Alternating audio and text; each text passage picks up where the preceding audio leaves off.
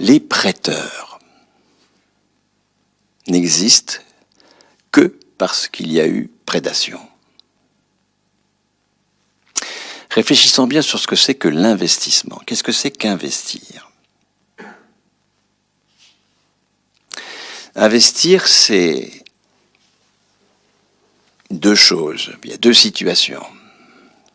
Soit nous affectons une partie de ce que nous produisons à des biens de production.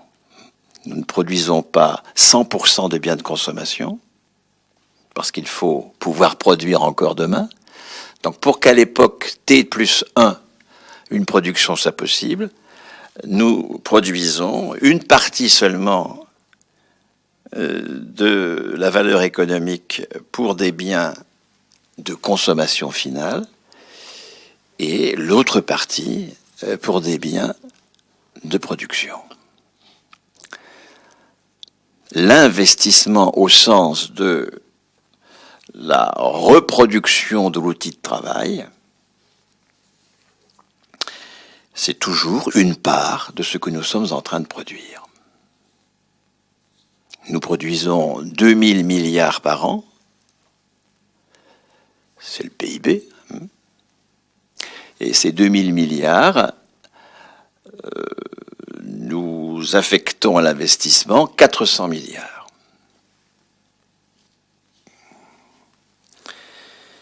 « 400 milliards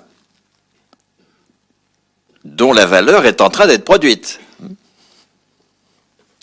C'est une partie de ce que nous sommes en train de produire que nous affectons à l'investissement. Il n'y a aucune raison que pour financer cela, il faille prêter de l'argent, puisque c'est une partie de la valeur que nous produisons qui est en train d'être affectée à des biens d'investissement. Il n'y a aucune raison de financer ça par un crédit. Nous produisons en 2014 les 400 milliards d'investissement de 2014, bien sûr.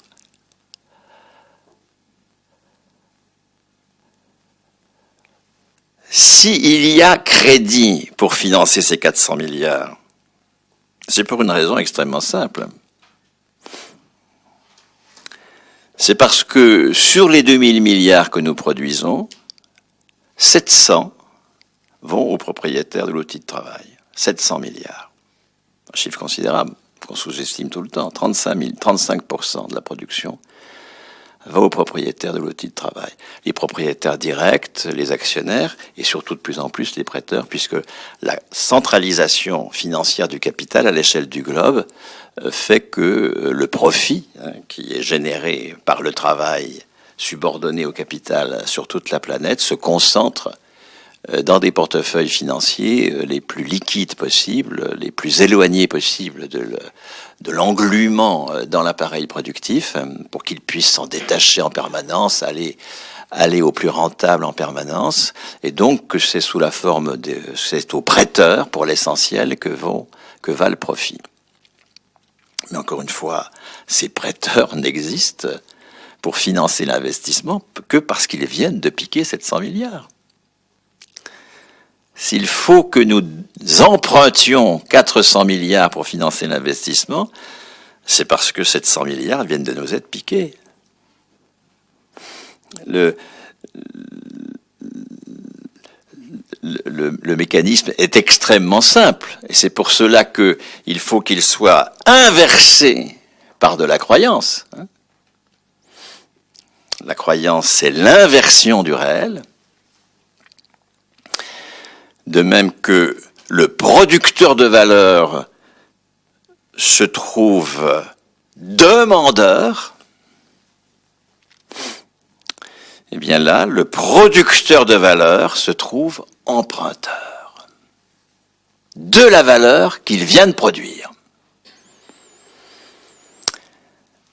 Ce qu'on appelle les marchés, c'est une divinité dont le fonctionnement est très simple à comprendre. Je te pique, je te prête, tu me rembourses. Je te pique 700, je te prête 400, tu me rembourses, si possible plutôt 500. La deuxième occasion de financement de l'investissement, le premier, c'est d'affecter une partie de ce que nous produisons à la reproduction de l'outil de travail.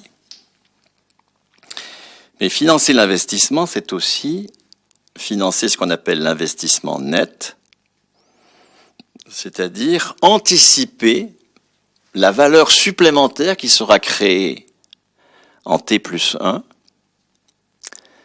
par une création monétaire qui finance un investissement dont on attend qu'il produise la valeur correspondant à cette création monétaire et qui fait que la monnaie, du coup, n'est pas inflationniste puisque en face de la monnaie, il y a la valeur supplémentaire qui sera créée par le travail que rendra possible cet investissement net.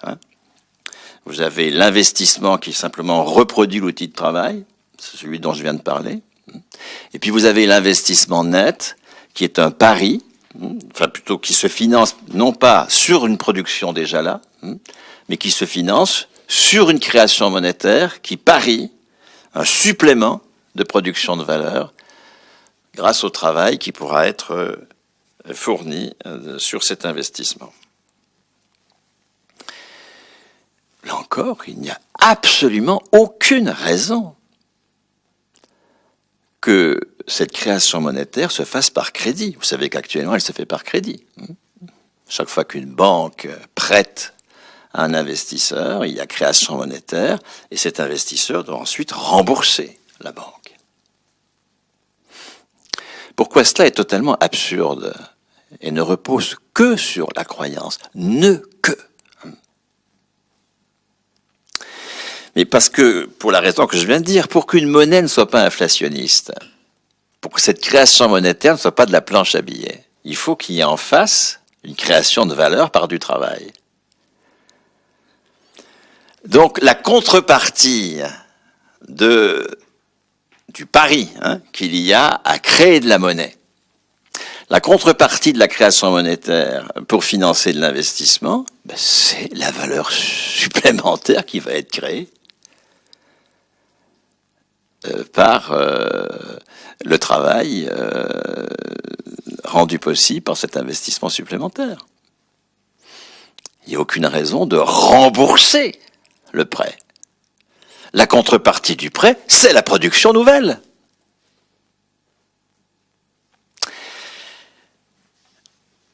La croyance qu'il faille s'endetter pour investir inverse complètement le réel. L'investissement soit a comme contrepartie la partie de la valeur que nous n'affectons pas à la consommation finale, que nous affectons à la production d'outils de travail, et toute une partie de ce que nous produisons va à la production de l'outil de travail, soit, s'il s'agit d'une création monétaire, la contrepartie en valeur nouvelle créée grâce au travail rendu possible, disons, par cet investissement nouveau. Dans aucun de ces deux cas-là, le prêt n'a de fondement. S'il y a prêt, c'est parce qu'il y a eu prédation.